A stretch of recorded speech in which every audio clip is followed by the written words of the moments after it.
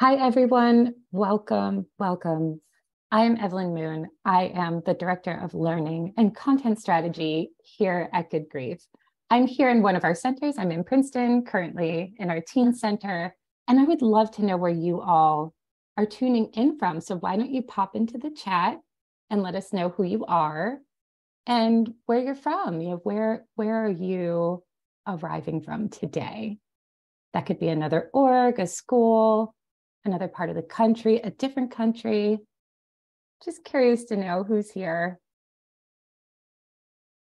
Hey, New Jersey.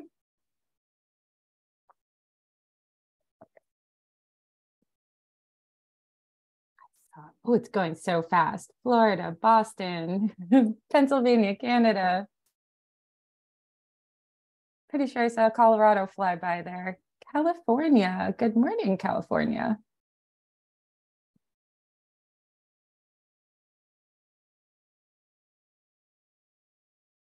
Yes, hi, hello. I am sending immense gratitude to you all for your time, for your attention today. There's a lot of things that we could be doing with our Thursday, and you all chose to be here with us. And for that, I'm incredibly grateful. And feel free to continue to hop in the chat, communicate with one another, communicate with me. If you want to send a message to everyone, just make sure you click everyone. If it's a secret and you just want me to know, you can click host and panelists, and that's okay. I'll do my best to try and monitor the chat and the Q&A, especially towards the end, but welcome. We are so glad that you are here. Today's session is part of our Good Grief Community webinar series. So every program year, which our program year aligns with the New Jersey school calendar, so from September through June, we bring you content, experts, information. Really, we want to extend the work that we do here in our centers outside of our walls. We want to be in our virtual space, and anyone who's attended this live session, yes, there will be a recording. So we are recording, this will be on YouTube, but all of our friends who are here live, you will get a certificate of attendance via Constant Contact with the email that you use to register. So that'll be coming in probably within the next 48 hours or so. Sorry, friends who might be watching later on YouTube, no certificate of attendance for watching the recording, but we're also glad that you're here and hope that you're able to get a lot out of this experience. So I see we've got some friends who are probably fairly familiar with us and maybe some friends who are not. For those of you who might be new to Good Grief's mission is to build resilience in children, strengthen families, and empower communities to grow from loss and adversity. And I just want to acknowledge this chat is still hopping, and I love it.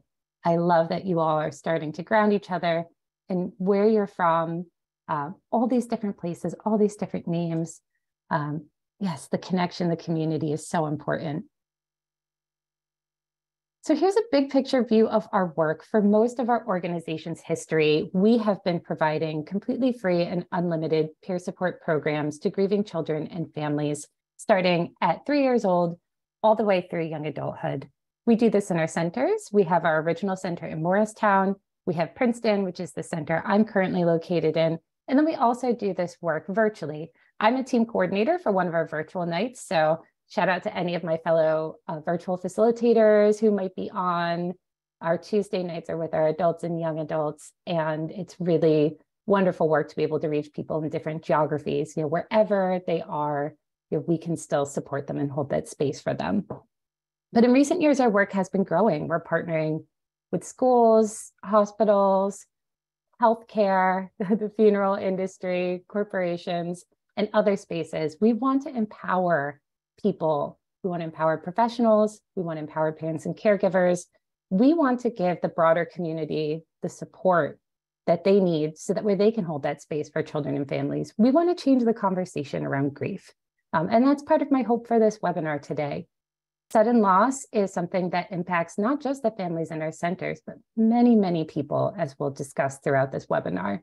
And we want to shine a light on this. We want to crack open some of those more uncomfortable conversations in the hopes that in the future, maybe they might not be so uncomfortable. Oh, we have a Good Grief volunteer transplant. Hello. So since we're going to be spending some time together, I thought I'd introduce myself. So my name is Evelynn Moon. My pronouns are she, her, and hers, and I am the Director of Learning and Content Strategy here at Good Grief. So I do all things programming, training, education for schools, for our volunteer facilitators, for companies that we partner with, and other nonprofits. I've been working in the social emotional learning space for a little over 10 years, and I have some fun facts for you. So I'm a mom. I have a newly minted 9-year-old. I had to change the slide. Good Grief is based in New Jersey. I am a product of New Jersey. New Jersey public schools, K through 12.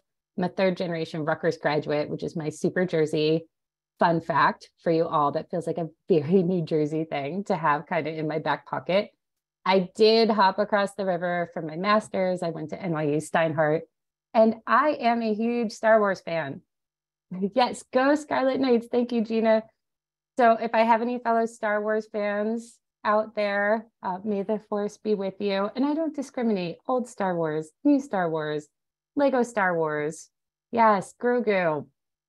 I like it all. Very nostalgic for the Star Wars of my youth, but I'm loving the stuff that they're coming out with right now. So Disney Plus has got my attention currently. But now that I've introduced myself, I want to do a little something with you all, and maybe change sort of the mood or the tone, but I want to ground us in what's brought us all here. There's a lot of you here, and I really just want to give you some space, because I am a firm believer that we land in certain spaces and places for a reason. I know none of you came here by accident. I mean, maybe there's a way that you came here by accident, but I believe that for most of you, there was a choice that was made to spend part of your day here with me and in community with one another. And I want us to honor that. Is there someone that you want to be better able to support? Do you have a person in your life who died unexpectedly? Is there a name that you want to honor in this space? And take a moment just for yourself. You could grab pen and paper, Google Doc, Word document, Post-it note. It all works. So if you just want this to be for you, that is okay. But just take a moment and write down who or what brought you here today. And I'll just give you a moment to think about that.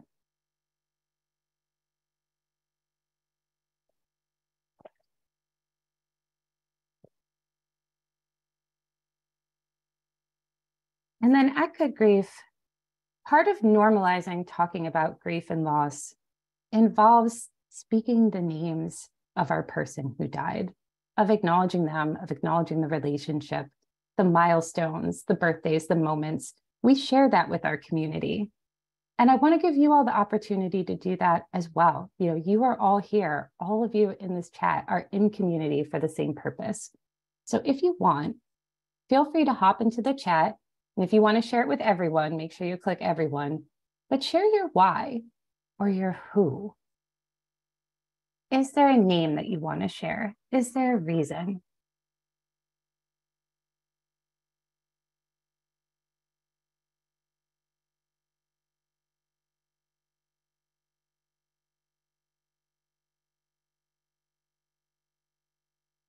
Yeah, thank you everyone that's sharing.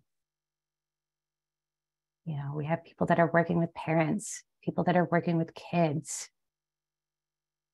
looking at different types of sudden death. We have grief counselors, best friends.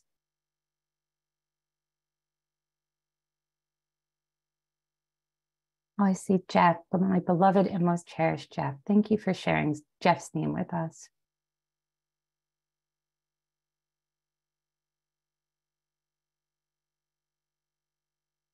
See some people considering volunteering. Lauren, your husband, Brett.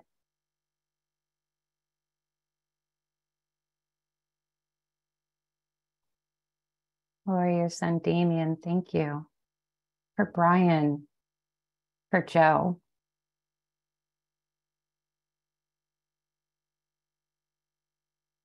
See Frankie, Dad, Robin, Mike, Karen, Cassidy, Laura, and Connor.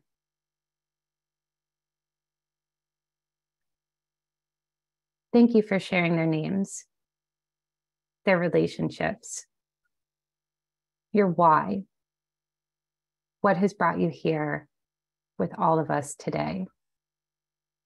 I wish that I could have each of you just speak their names, but I tried to grab the ones that I could from the chat.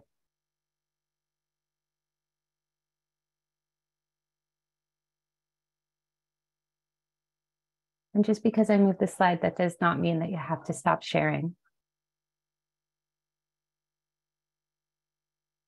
I appreciate you all for holding this space for one another today.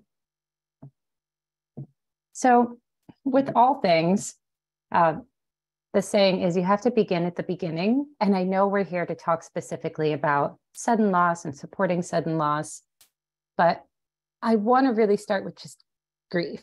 Make sure we're all speaking some of the same language here.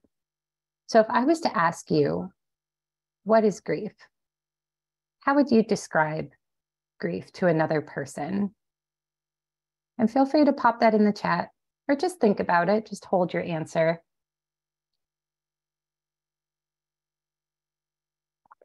What is grief to you? Grief is love. Yeah, for many of us, grief is an extension of love. The person's response to a loss. Yeah. Yeah, love with nowhere to go. Remembering the processing of something important.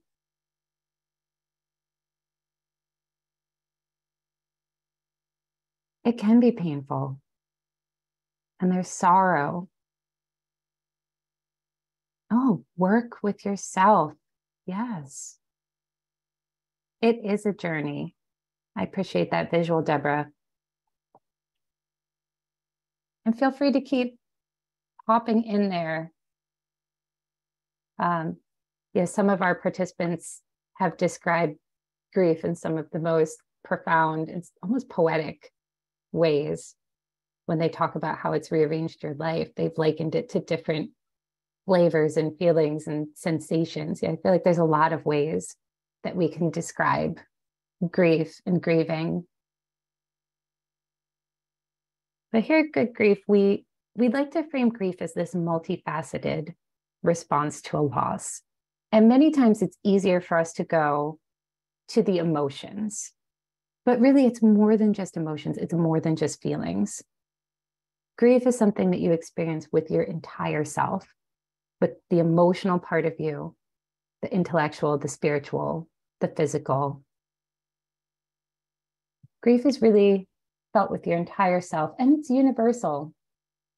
I know if you're here, you probably know that feeling of this is this thing that happens to us all, but somehow we don't know how to hold space for it. We don't know how to talk about it. We don't know how to support it, even though it is this thing that will happen to all of us. And grief is perfectly normal. Just want to say that up top. Grief is natural. It's a healthy coping response. It serves a purpose. Ultimately, grief will aid us in the meaning-making part of the process. It will help us make meaning out of our lives and out of our experiences.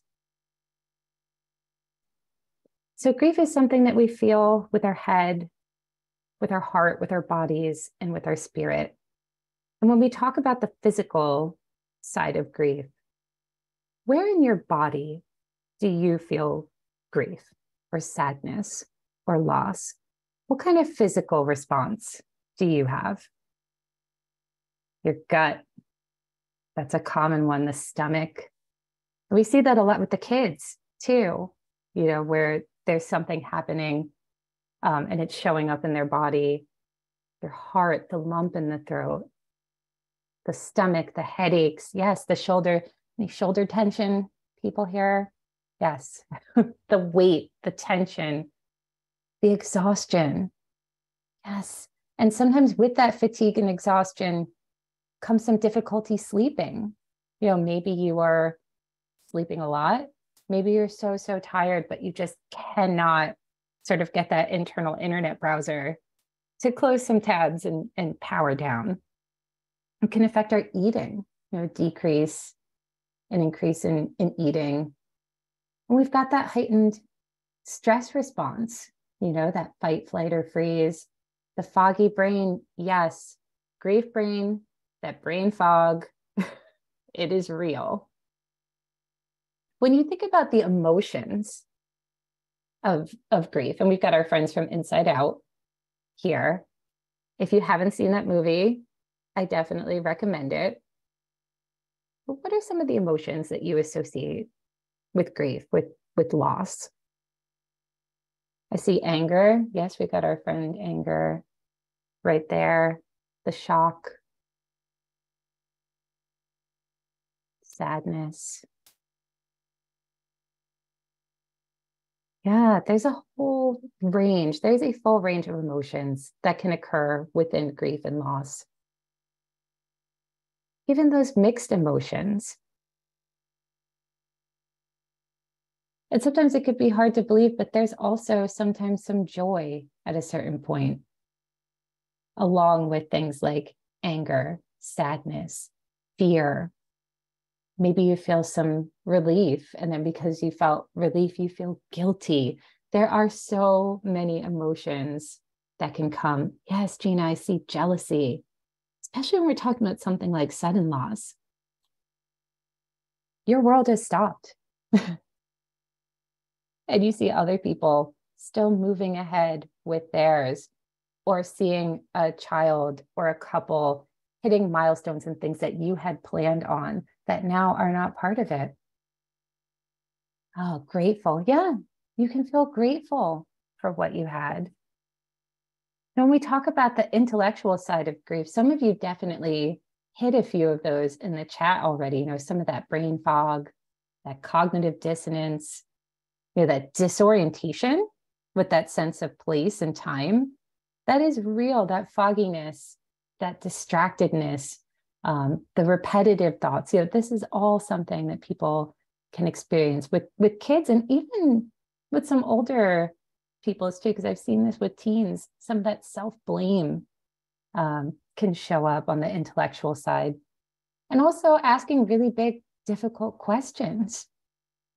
With kids, they might ask, what happens? What happens after someone dies? And for really young children, grappling with understanding the reality and permanence of loss and of death. And we also say that grief is intensely spiritual, whatever that means for you. Spiritual for us is really a lot about that meaning-making process. But you might find that you're either questioning a higher power or maybe leaning into religious or cultural beliefs. But ultimately, when I'm talking about the spiritual side of grief, we're talking about that questioning of your identity and of your sense of purpose. Many times your identity and sense of purpose can be tied to the person in your life who has died. And what does that mean for you moving forward? Now, we all experience some level of stress on a fairly regular basis, whether we're at work, whether we're at home. And in many cases, we largely have the capacity to cope with a range of experiences that life can throw at us, whether they're expected or unexpected, mild or intense. And traumatic events come in so many forms. I don't think I could list them all out, but there's a range from maybe a one-time incident, something like an accident, a natural disaster, experiencing a death, a single experience of violence, maybe getting attacked on the street, to experiences that are more chronic or even generational experiences when you look at things like abuse, neglect, chronic bullying, family or community violence. And then there's that cumulative and historical impact of things like poverty, racism, discrimination. And whether an event or a circumstance is traumatic really depends on the individual's experience of the event. So we can't just throw it in a bucket and say that any particular situation, for example, witnessing an act of violence, is always 100% of the time going to be traumatic for everyone. Whether an event is experienced as traumatic is influenced by so many factors, including our internal coping resources, our external supports, our broader community, cultural, religious, societal factors, those all shape how we understand and respond to our experiences. And because of that, that's why you might hear me say potentially traumatic events, because there's no hard and fast rule that says everyone will have the same reaction to an experience every time. And our grief reactions are very much the same. They don't happen in a vacuum separate from the rest of our lives. They're personal, family, health, the community pieces, they all factor into any person's response to a potentially destabilizing event.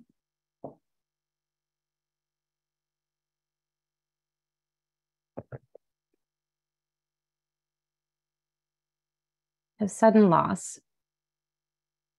Just wanted to capture some snippets of things that I have heard. How is this possible? I can't believe this has happened. He was so healthy. She does that drive every morning. This isn't right. We had so many plans. They can't be gone. This can't be real. We just spoke yesterday. I didn't get to say goodbye.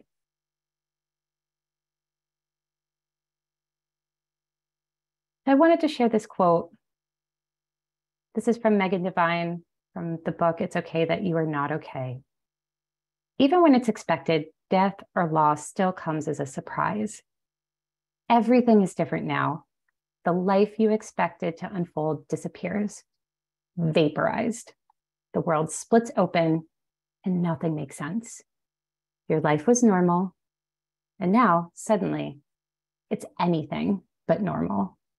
We did a webinar earlier this year on anticipatory grief, and we have found that sudden loss is an incredibly common experience for the families that come into our centers. So we sort of have both sides here. We have the anticipatory grief, the terminal illnesses, the things that the families are working through that they know are coming, but then there's sudden loss. We kind of wanted to bring some balance to what we're able to provide you throughout the year. We want to make space to talk about it, support it, shine a light on this place that many people around you have found themselves in. And just a heads up, the next few slides will mention specific types of death and a few statistics. And I really don't want to catch anyone off guard. So if you need to step away, please do. You know yourself best. Please take care of yourself. So what is sudden loss? Essentially, sudden loss is any death that happens unexpectedly. So speaking broadly, we're looking at things like workplace accidents, transit accidents, fires, drownings, falling, an undiagnosed terminal illness, sudden natural causes like heart attack, stroke, sudden infant death, murder, substance use, natural disasters, war or terrorism, suicide, during a routine medical procedure, or death while managing an illness where death is not anticipated. So, and with kids in particular, when we talk about sudden loss, many times that's the most unexpected of sudden losses. It's so outside of the natural order of things or how we expect things to go. And in our centers, we provide support for children who've experienced the death of a parent, a caregiver, or a sibling. But we also make space for our spousal loss and our child loss groups. We want to give them the peer support and the connection with others. But on top of the sudden loss, I also want to acknowledge secondary loss. And I found this quote, even though it's from the year I graduated from high school, dating myself here, I think it's helpful framing. So there's been a lack of recognition of the range of stressors, the multiplicity of losses integral to the bereavement experience. Not only is there the loss of the person, but adjustments have to be made with respect to many aspects of life. And generally speaking, people will often see a grieving person as coping with that one isolated primary loss. And these secondary losses often go unrecognized, they go unsupported. So friends and family, and even if you yourself are experiencing a non-death loss, you might be more likely to view these experiences as obstacles to overcome rather than things that also need to be grieved.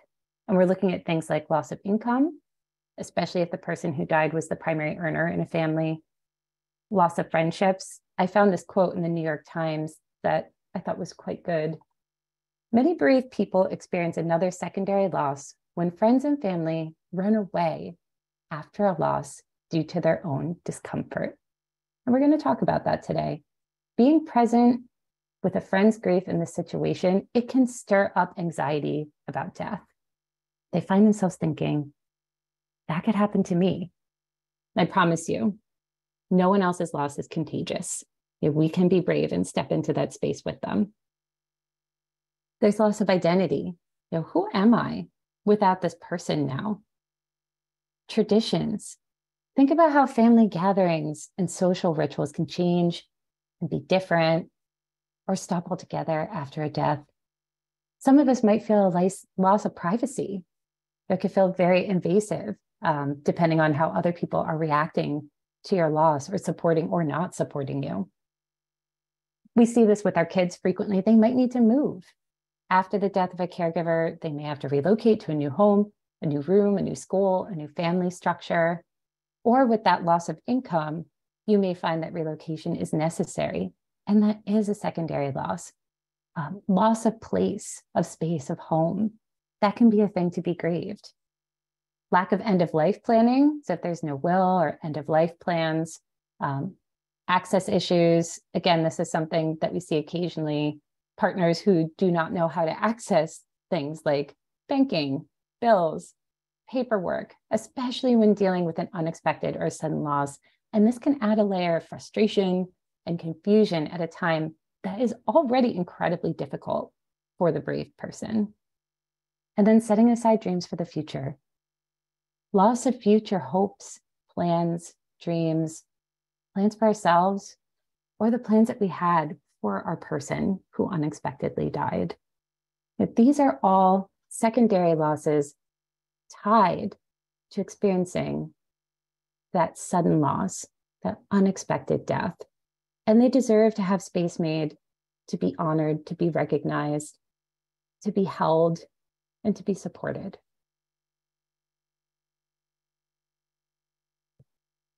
So this is from Judy's House, the JAG Institute. Every year they compile rates of estimated childhood bereavement. And I will say in 2022, causes of death were up in every category. But the one I want to draw your attention to is accidents. In total, they estimate 4,782,000 children in the United States will be bereaved due to the death of a parent before the age of 18.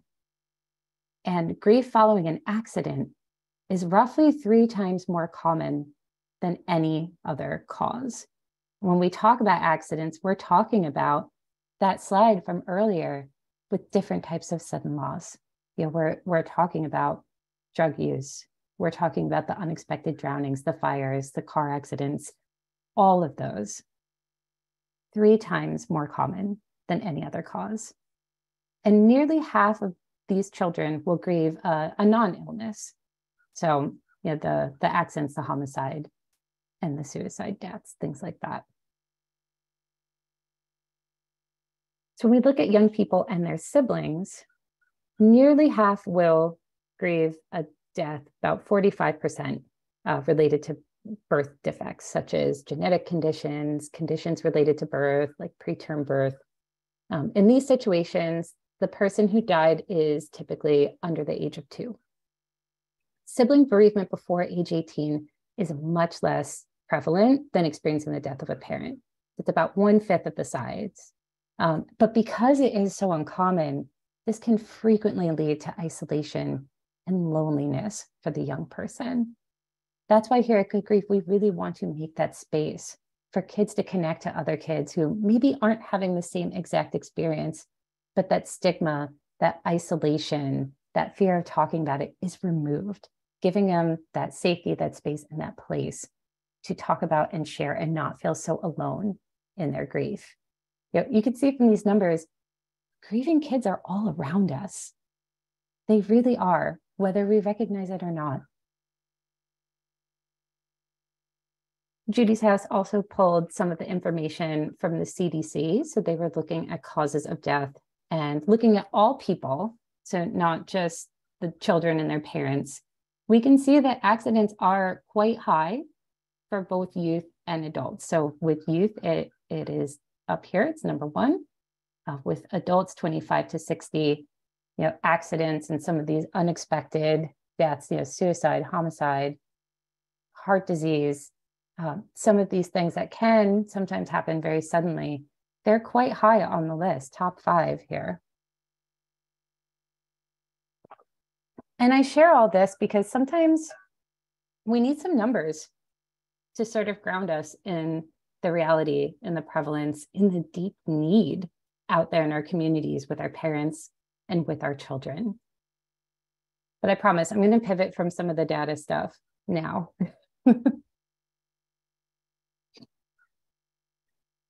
So for many of us, the hardest part of sudden loss is the ordinariness of it all. We hear this frequently. It was a regular day, a normal morning, a typical routine, and then everything changed. And that is what is hard for us and for the grievers in our lives to really grasp and hold on to, because we live our lives with the understanding and the belief deep down that the people we care about will come back to us. If I didn't live every day with that core belief, I would never let my husband or my daughter leave my sight. But we do have that belief, and we do let them out of our sight, and we go about our days or we head off to sleep, and that belief is never shaken until one day, one moment, it's cracked wide open. I hear from grievers that the ordinariness of it is difficult. Their shoes are still at the door, dinner is still defrosting in the fridge, and everything feels like they will come back at any moment. And that takes time for us to wrap our minds around and accept the reality and the permanence of a significant loss in our lives. So we have some common reactions to sudden loss.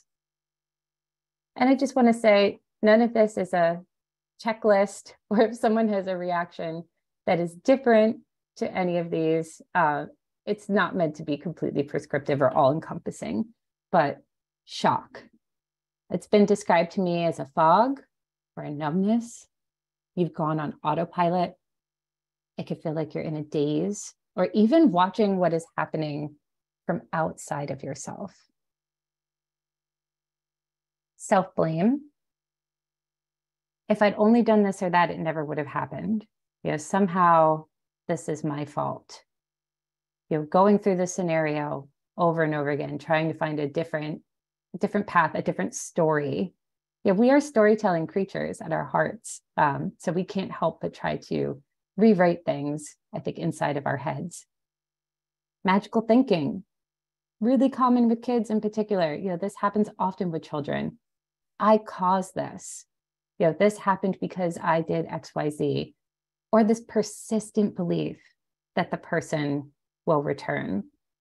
A little bit of a sidebar, but maybe I'm showing too much of myself here. But I read Prince Harry's new book, Spare, and something that really stuck with me about it was he was quite older, even through his teenage years, hanging on to this belief that maybe his mother was going to come back, and she had staged her own death, and he had sort of built this whole narrative around it, I think, as a way to protect himself from the reality.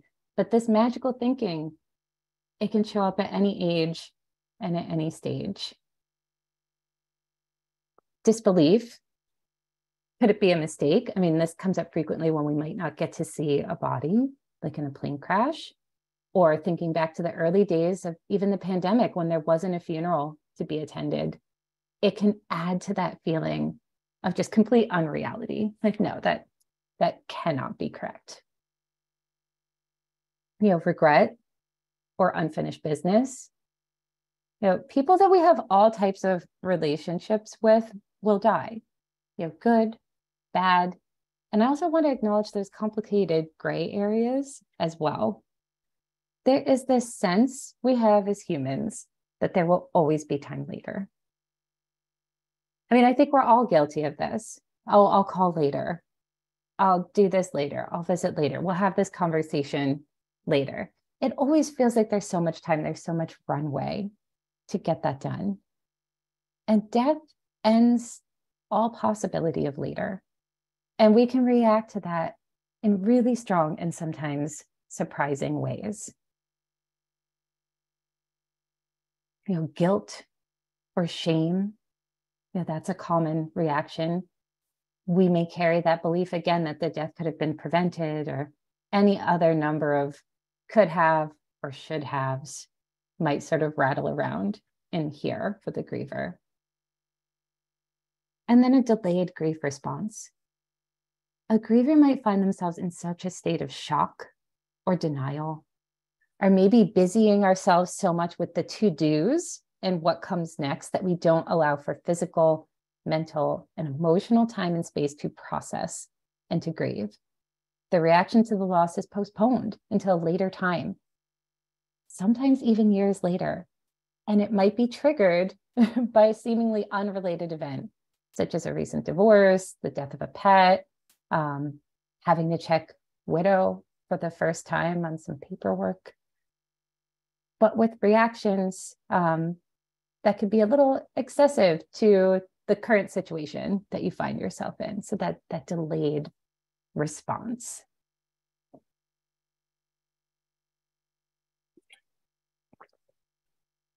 And when we're talking about unexpected deaths, when we're talking about sudden loss, I also want to make sure that we talk about the acute grief stage. So acute grief occurs in the initial period after a loss. It is an early response to loss, and it can be intense. It can be all-encompassing. It can involve daily yearning to be reunited, especially if the person who died is someone that you loved, significant emotional pain, as well as what we talked about before. There's a whole multitude of physical reactions, including some that maybe you've never had before. After experiencing the sudden death of an important person in your life, you might have tightness in your chest, heart palpitations, that dizziness, that brain fog, the feelings of unreality for the first time ever in your life. You might find yourself having frequently distracting thoughts about your person who died, trouble focusing, forgetfulness. Forgetfulness is a big one. At least for me, I feel like the forgetfulness is a little bit of an early warning system for me with stress, with sadness, with loss. That's when I know I'm probably getting to my edges. But these are all completely normal. Acute grief does dominate a person's life for that period, but it doesn't last forever, this period. Grief never leaves you, but I promise you, this stage of acute grief is not forever, even though while you're in it, it might feel that way.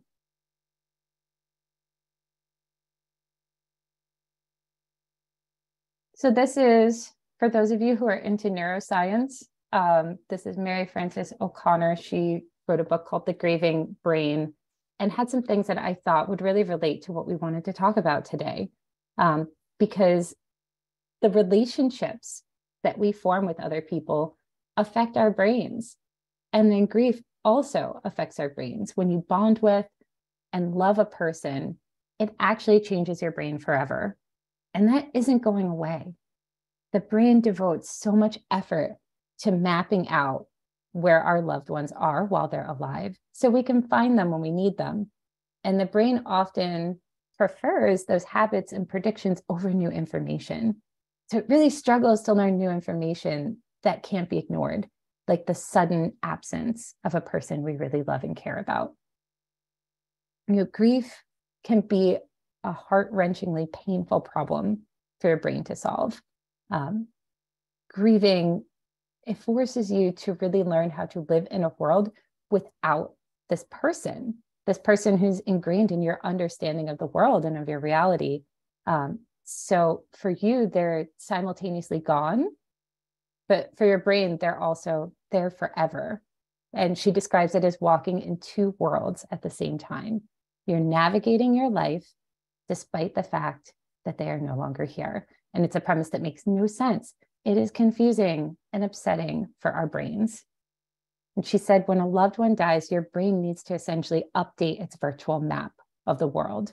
And this doesn't happen overnight, but by repeatedly experiencing mundane little things that you do day after day. She gave the example of a spouse. So after a month, she said, you'll learn that he didn't come to breakfast 31 times. And there's nothing magic about the number 31, with grief lasting much longer. But that month will start to update what she calls your little gray computer. So all of this in here. We are relearning and building new pathways. And this takes time. And this also takes community, and it takes support.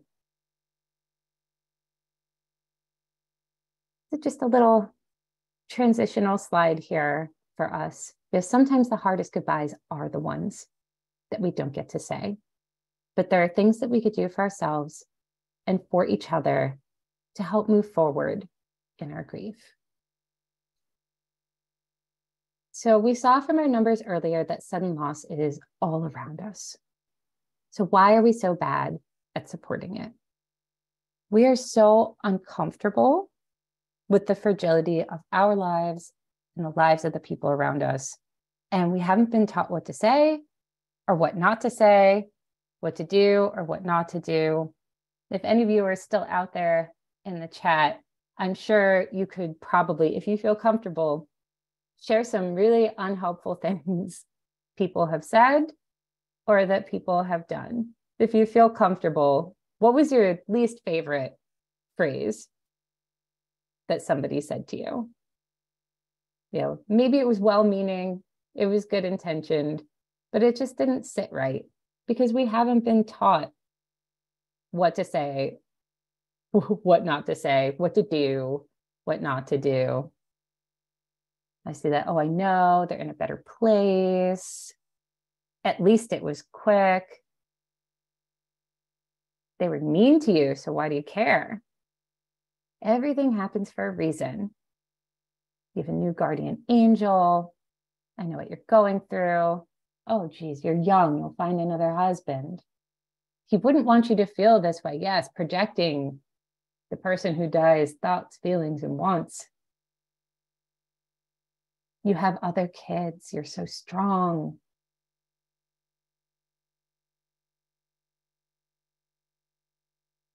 Yes, sometimes they'll frame it as if it's going to help you, like experiencing this loss is going to help you become the person you are meant to be. But what if you're perfectly happy with the person you've been and you were before? When people try to compare their grief to your grief, you experience a significant loss in your life and someone goes, oh yeah, I know. My dog just died. Yeah. Okay. I mean, all grief is valid grief, and it's not the grief Olympics. We're not trying to compare things here. But talking about pet death, when you're talking about someone who has maybe experienced the death of their child, it feels like a real social and conversational mismatch here. Yeah, I see a lot of at least in the chat. Anything that starts with at least is probably not the right way to go. Because we've spent a lot of time never being taught what to say or what not to say, what to do or what not to do. And we have expectations. And those don't come from nowhere. We have these expectations that grief is time-bound, that it is just something you'll get over. And when people aren't over it, or what they view as what over it would look like, sound like, feel like, it makes other people really uncomfortable. We have, it feels like, a lack of sometimes that, just that empathy and that ability to sit and listen with someone who's experiencing pain or grief. But I think another unhelpful thing is that we hold on to some myths as well, like the idea that mentioning the person who died to the griever will somehow harm them. We see this a lot with adults talking to kids too. Or this concept that it'll cause them to re-grieve all over again. What does that even mean, to re-grieve? You've experienced the death of an important person in your life. You will be grieving it forever. They can't make you start over. Yes, Deborah, it is the elephant in the room. Yes, sometimes everybody knows it's there, but nobody's talking about it. Nobody's saying anything about it. And I think another sometimes harmful belief that we can hold on to is that there's a linear trajectory to grief, which is why I've got this slide up here. Many of you may be familiar with this concept of the 5 stages of grief. It is everywhere. It permeates Netflix shows. It shows up in books. I've seen it on posters. And this is from Elizabeth Kubler-Ross, groundbreaking work on death and dying back in 1969. And she was initially researching patients who received a terminal diagnosis. So these patterns were not initially attributed to the grieving families. And these stages really do suggest that there's a linear trajectory to grief. And we know that this isn't true. There's no final phase where grief is over. For many of the people that we work with at Good Grief, we don't see it as this linear process with a clear beginning and end. It's this lifelong evolving process. But like I said, with the acute grief, this does not mean that it will be excruciatingly painful forever. There's been studies, but also our own experiences here in the centers that show that this is not the case. It does get better, that there's this continual process. There's this work of integrating the loss, of eventually making meaning out of the experience and evolving your relationship with the person who died over the course of the rest of our lives. I dearly do wish that there was a roadmap, because if I had a magic formula that would get you or someone that you care about from A to B, and then they would be done with grief, I would gladly hand it over. But grief is survival. It's adapting, and it's integrating the loss of this person into your life. So I'm so sorry to even have to say this, but it really is as hard as it feels. And I see you, and I understand that, and I want to make space for that, and I want to change how we support each other.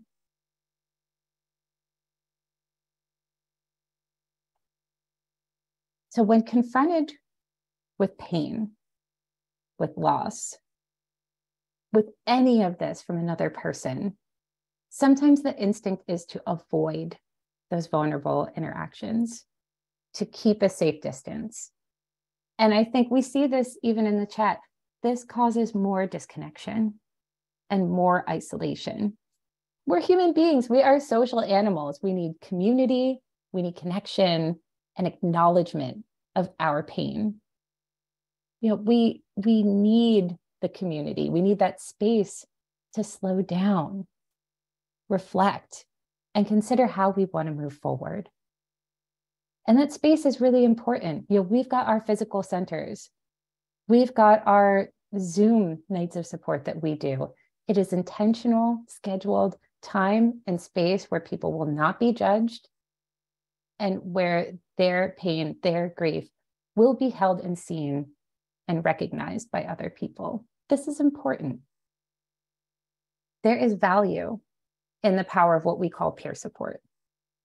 I will say there are other charities and nonprofits that sometimes are specific to different types of suddenly bereaved people.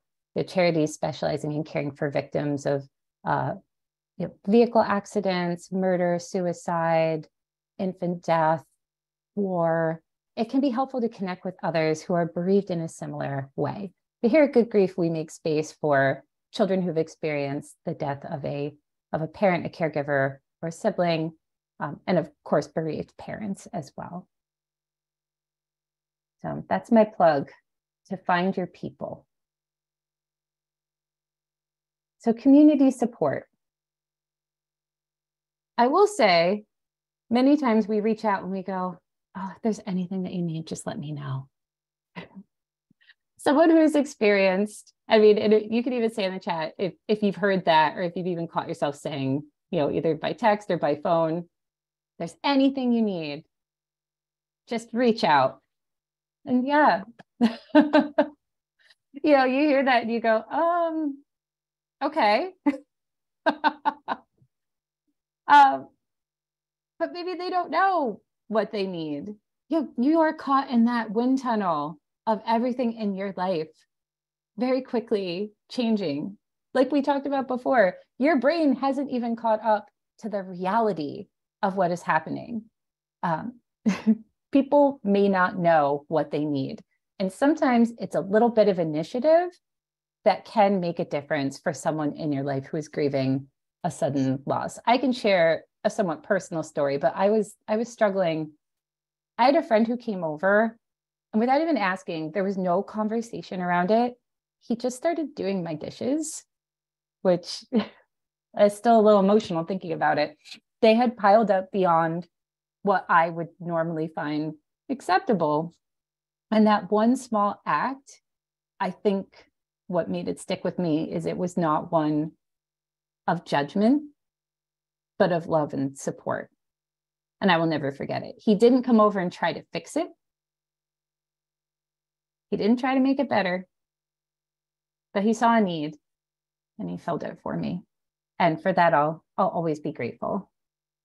And for grievers who might be on the call, it's okay to let people help you, but it's also okay for you to take on those tasks that might feel like you're performing that last act of love or care for your person, especially if it's helping keep you grounded when everything else is upended around you. But I will say, sit and be with the person.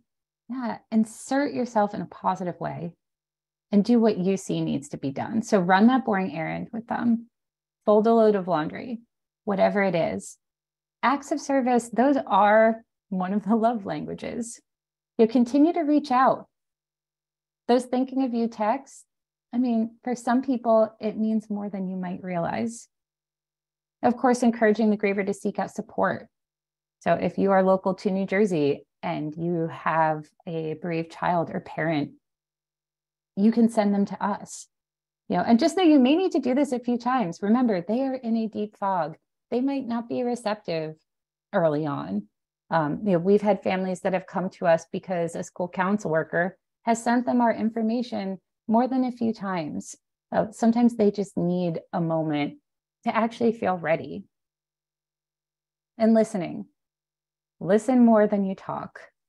A lot of those statements that you all shared earlier, those things, those at least, or you have other kids, or these things where people are trying to very quickly fix what is happening with you, but ultimately wind up doing more harm than good.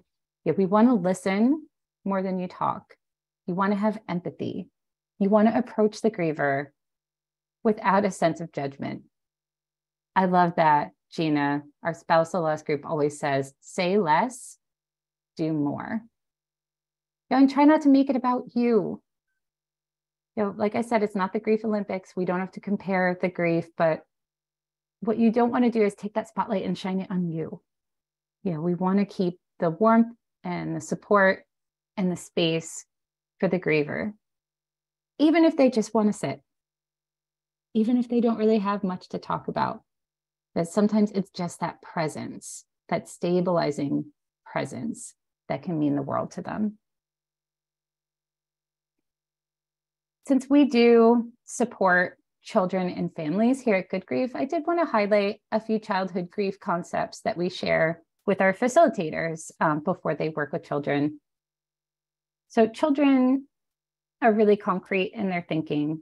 The abstract thinking does gradually develop. So if you're dealing with a child who has experienced a sudden loss in their lives, we want to be careful with our language.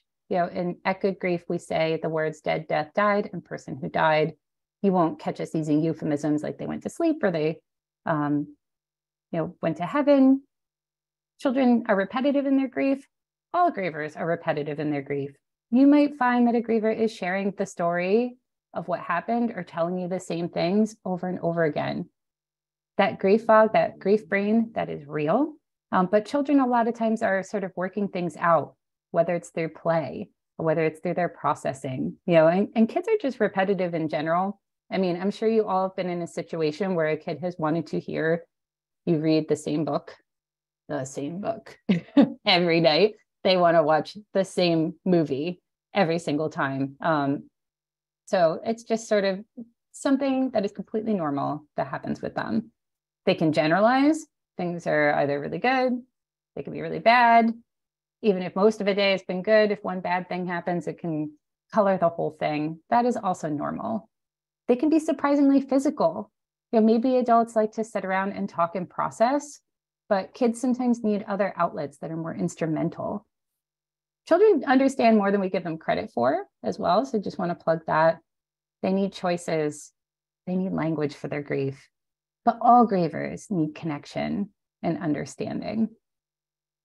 So we are getting towards the end of our time together. I just have a few more slides, and I want to share that the next few slides are not meant for the acute stage of grief. The griever in that stage is in pure survival mode. They don't want to hear about making meaning out of their experience. That will come, and it does not need to be forced. But meaning making and identity formation are so critical in that rebuilding process of grief. We can't help but go through our experiences through the lens of what does this mean to me and how does this impact me? You will not be the same person you were before the death, but there is something that comes after. And when a griever is ready, they can explore how this impacts their meaning, their purpose, their identity moving forward. And meaning making has taken the form of so many things, whether it's studying a new subject, pursuing a new career, writing a book, songs, poetry, art, advocacy, volunteering. I could say that we see many people making meaning and having a positive impact by volunteering in our centers. They are getting just as much by being present for our grieving families as the families receive from their presence every night. And I could share this link to this TED Talk in our follow-up communications, but I love this quote. It's from a TED Talk called How the Worst Moments of Our Lives Make Us Who We Are by Andrew Solomon. And he said, I've been struck over the years by how some people with major challenges seem to draw strength from them. And I've heard the popular wisdom that has to do with finding meaning. And for a long time, I thought the meaning was out there, some great truth waiting to be found. But over time, I've come to feel that the truth is irrelevant. We call it finding meaning, but we might better call it forging meaning. So when someone is ready, they can engage in forging meaning and making the meaning out of this experience. But I just want to say, when we are talking about sudden loss, when we are talking about unexpected deaths, we don't want to force that on them. It will happen when they are ready. And I just raise that up so that way you can be in a place to support them and encourage them when they are. Our friends at LifeWeb 360 shared some tips, and their webinar can be found on our YouTube channel when it came to tributes and memorialization, because that can also be part of the meaning-making process. We see this at our centers with our memory walls. We have walls where people can bring photos of their person who died. And at our annual 5K, when friends and families gather and they honor their person. So whether it's a website or a floating lantern or planting a tree, these can all be ways to honor your person. But I thought LifeWeb brought up some good considerations. If you do choose to go down this path, either for yourself or with a griever in your life, what are your goals? What are the tools and people that can help you achieve it? What platforms will best help you reach the audience you want to involve? But this is probably the most important one. How might those involved feel? And how might things not go as planned? And how can I mitigate? Just know that there are a lot of feelings when it comes to tributes and memorialization. And we also want to encourage continuing bonds. It is one of our 10 core program themes here at Good Grief. And the idea of continuing bonds really focuses on the importance of helping individuals and children shift the nature of their relationship with their person who died. This will not come easy. This will not come early. This will not come during the acute stage of grief. But continuing bonds acknowledges that this relationship has changed and that this person is no longer physically present. However, it also acknowledges that this person is still an important part of our lives, and we can engage in meaningful ways to remember them and celebrate them and our relationship to them. So there's lots of opportunities that you can use to continue a bond, whether that's birthdays, holidays, special outings, hobbies, take that trip they always wanted to take, cook good food, write to them, talk to them, create a memory box or a journal. Children in particular will grieve differently at different developmental stages, and their relationship to the person who died can also grow and change as they age and mature. And just want to make a plug that we as the adults in their lives can help facilitate this process for the kids, but also for ourselves when we're ready.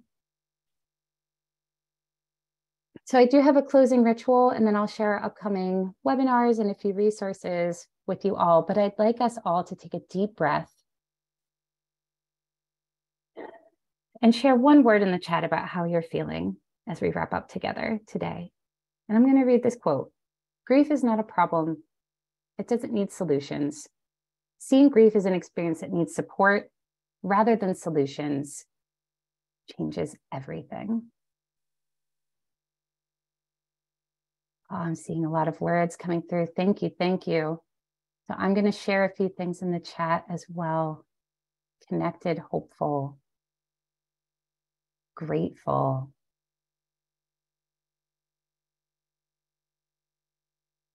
And keep those coming. Peace, calm.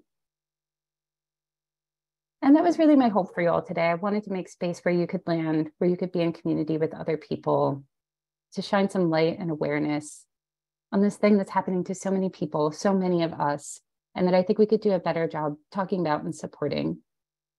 So I hope you leave here with some tools, with some ideas, maybe with some energy. We have a few other events coming up. So next month is our Good Grief Spring Institute. We will be focusing on grief and addiction. It is in person at the Pingree School in Basking Ridge. April 20th, we'll have our Seton Hall University Counseling Psychology PhD program students, and they will be doing work on cross-cultural considerations and grief support. Thursday, we have Chanel Brenner, who's going to be doing grief and poetry. And then we have grief journaling with Dr. Nina Verma. They're all going to be great. And I really do hope to see you all soon. I'll put the links in here again. Yes, Dr. Doka will be speaking at the Pingree School. So that's in Basking Ridge. And there is a link here. So if you look, there's a link for the Spring Institute. You can register. We'd love to see you, whether it's in person or again, virtually. But thank you so much, everyone. I appreciate you all.